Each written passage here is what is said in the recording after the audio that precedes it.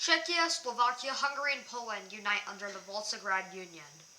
The countries of the former Yugoslavia unite, plus Albania and minus Slovenia, and Moldova, Romania, and Bulgaria unite into one union. Portugal and Iberia unite, and I want to give a few reasons why uniting is beneficial to countries by the 2080s. 1. It can help develop less well-off countries better, and it helps unite the world under one force. And plus, it's a no-brainer if countries are already part of the same alliance. In 2082, humanity makes a major breakthrough. We establish 2 colonies in Venus's atmosphere. For context, about 60 kilometers above Venus's surface, there's an atmospheric layer that is about the same atmospheric mass and density as Earth's atmosphere. They're named Venus Skybase 1 and Venus Skybase 2. In Africa, Togo and Ghana decide to unite with Nigeria.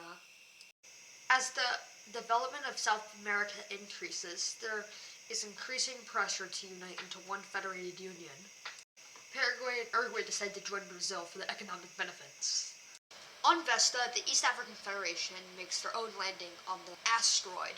On Ceres, the Rio Pact and the WTO begin collecting water so people in their colonies can drink water. Canada and the United States unite to form the largest country on Earth. In the Unopia Peninsula, Japan makes their Mars base, as well as the East African Federation.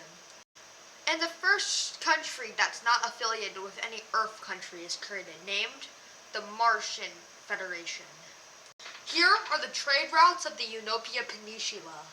Kurdistan, after their economy crashes, decides to unite with Iran. On Luna, the Oceanian Union and the East African Federation expand their lunar bases. The entire Malay archipelago unites under one country. In the Arabian Peninsula, the United Arab Emirates and Oman decide to join the Arabian Union. Now the Arabian Peninsula is now one country. In Africa, the North African Union and Egypt unite to form the Greater Northern African Union. In Central Asia, Xinjiang, Kyrgyzstan, and Tajikistan unite. Afghanistan and Pakistan unite in the one country. On Luna, the population grows exponentially, and most of the colonies expand in one way or another. On the lunar surface, the first country that isn't affiliated with any Earth nation is created. It is named Apollo, after the Apollo missions and Apollo, the Greek god. Turkmenistan, Grand Colombia, Angola, and the Peru-Bolivian Union formed their own alliance called the Axis, and they want to get revenge on the Purple Team, the Rio Pact, for no reason whatsoever. After 1 year of preparing their population, they go on the attack. They first make ground movements in Guyana and northern Chile. In Africa, the advance is a little slower, as Angola doesn't have the same amount of manpower as Grand Colombia or the Peru-Bolivian Union, but they make steady progress, now threatening Kinshasa and the capital Namibia. Eventually, by 2100, the Angolans managed to reach Lake Tanganyika, and they reach Botswana. In South America, the Rio Pact's forces are told to retreat back, and the forces manage to capture the Guianas as well as more of northern Chile, and an offensive is started to capture the Amazon. Eventually, the African forces come crumbling in, as they don't have enough manpower to hold up the front anymore. Angola surrenders. The land is eventually divided. The front line is stabilized, but the Axis is able to push into the Amazon and northern Argentina. Eventually, both teams decide to make peace, and new borders are drawn up. On Venus, Venus Skybase 1 and 2 grow slowly because when you're in the atmosphere, you can't really expand it that much. And a new skybase is created, Venus Skybase 3. However, colonization of Venus is limited as 1, they can't go to the surface, and 2, the airships are limited in size. Right now, the population is only about 250. The Visegrad Union decides to unite with the European Union. Sri Lanka decides to join India. I would say the map is boring, but is it anymore? In the European Peninsula, Indonesia lands its own crew of humans on Mars, and all of the colonies expand. The population of Mars during transfer windows grows to a couple thousand. Chile and Argentina unite. In 2105, the first mission with humans is sent to the Jovian system. There, they bring the two first modules of the Galileo space station and land on both Callisto and Ganymede. Mali and Burkina Faso unite. After years of preparing, the Axis begins their attacks on the Orange Team, taking good chunks of Pakistan and Iran. The Orange Team doesn't know what to do, as the front lines collapse in Iran and Pakistan. Eventually, the front line expands into Kazakhstan. A breakthrough happens on the Xinjiang front as the Axis forces manage to capture the Silk Road. Indonesia and other countries lead the Orange Team and join alliances like the Rio Pact or the WDO. Eventually, most of the Orange Team surrenders, and the WDO begins a liberation effort in Pakistan and Iran. In the peace treaty, Xinjiang, Pakistan, and Iran become Axis countries, and Turkmenistan expands a lot. The Kazakhstan joins Russia, and the WDO annexes some land. Nigeria, Mali, and the West African Union form together to form the Greater West African Union. Morocco joins the North African Union because their economy starts booming like crazy. The West African Union lands on Luna. Chad joins the West African Union. After the controversial presidential election of 2108, the North American Union falls into a civil war. The Axis sees this as their next opportunity to gain influence, and several Axis rebellions take over parts of the North American Union.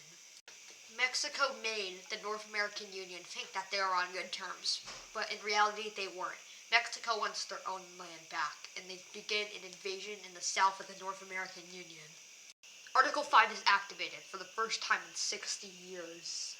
WTO countries such as India, Russia, and the Arabian Union come piling down on the Axis, taking huge swaths of land within a few weeks. There are several Rio Pact rebellions in the North American Union, and Canada not wanting to involve themselves with the Civil War break away from the North American Union. Eventually, this turns into the Third World War. Canada sends troops down south to liberate the United States, as WDO bombs several major cities in the Axis and the Rio Pact, as they begin an invasion into North Africa and North Brazil. Eventually, Russia falls into their second civil war in the past 200 years. The communist rebellions take over a good chunk of Western Russia, including Moscow and St. Petersburg, now threatening countries like Ukraine, the Baltics, the EU, and Finland. Eventually, the North American Union falls to the Rio Pact, Axis rebellions, and the Canadians. Elsewhere in the world, the Rio Pact begins an invasion of the Axis, and the Axis begins an invasion of the Rio Pact, as WDO troops land in Western Africa to hopefully destabilize the entire continent. The communist rebellions spread through Russia and Ukraine, and the Oceanian Union begins an offensive into Indonesia. Everyone on Mars, Luna, Venus, Ceres, and Vesta do not want to go back to Earth because of all the war. You might think the world is dead, but it's not. There are 4 countries. There are 4 countries: Uzbekistan, Tibet, Mongolia, and Manchuria. They want a peaceful future for humanity, to colonize the rest of the solar system.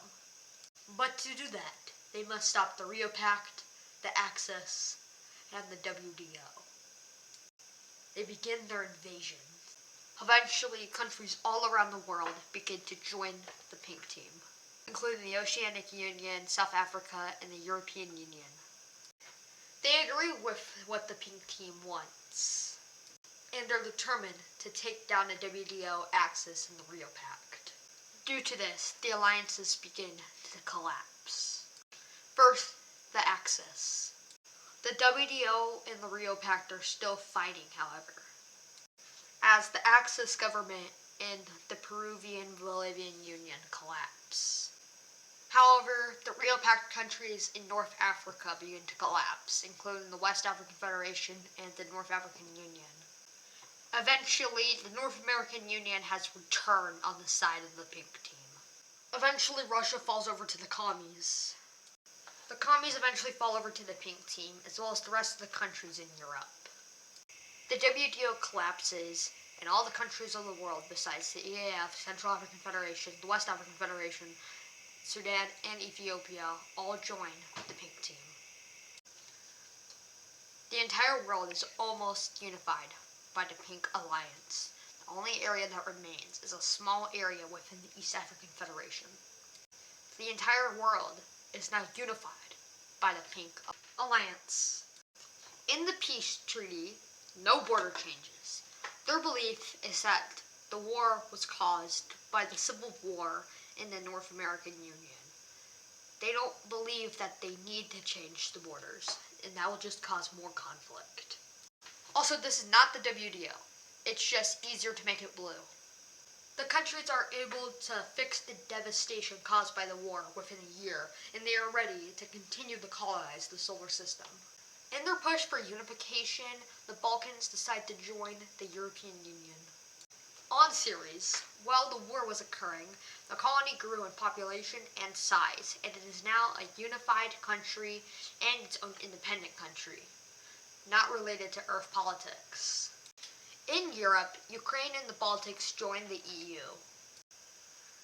On Mars, the Oceanic Union, the Nordic Union, Mars, and Turkey landed the Eunoia Peninsula.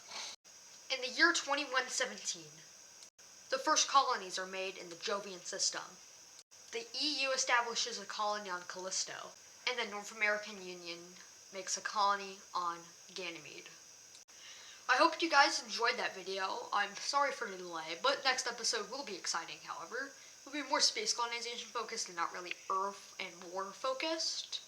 I'm also, there will be more Moons of the Solar System videos. I'm already working on my next one, so yeah, that's something we'll be looking forward to.